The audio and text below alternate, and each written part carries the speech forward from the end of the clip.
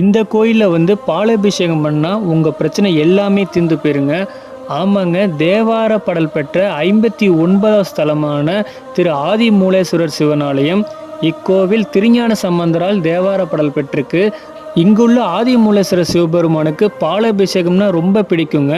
அதனால குழந்தை பாக்கியம் இல்லாதவர்கள், படிப்பில் முன்னேற்றம், தொழில் வளர்ச்சி, தீராத நோய் தீருன்னு சொல்லிட்டு உங்கள் வாழ்க்கையில் எப்பேற்பட்ட பிரச்சனையாக இருந்தாலும் இங்குள்ள சிவபெருமானுக்கு பாலாபிஷேகம் பண்ணால் மட்டும் போதுங்க, அந்த பிரச்சனை எல்லாமே நீங்கிரும்.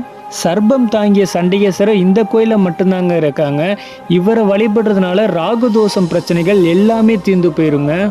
அது மட்டும் இல்லாமல் இசைக்கலைஞர்கள் வழிபடக்கூடிய வீணையுடன் கூடிய தட்சிணாமூர்த்தி இந்த கோயிலில் இருக்காங்க. இவரை வழிபடுறதுனால இசை சம்மந்தப்பட்ட எல்லா பிரச்சனையும் நீங்கிருங்க.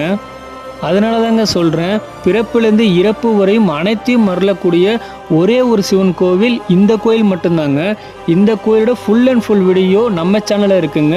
லிங்க்கு கீழே இருக்குது. டிஸ்கிரிப்ஷன் கிளிக் செஞ்சு வீடியோவை ஃபுல்லாக பாருங்கள்.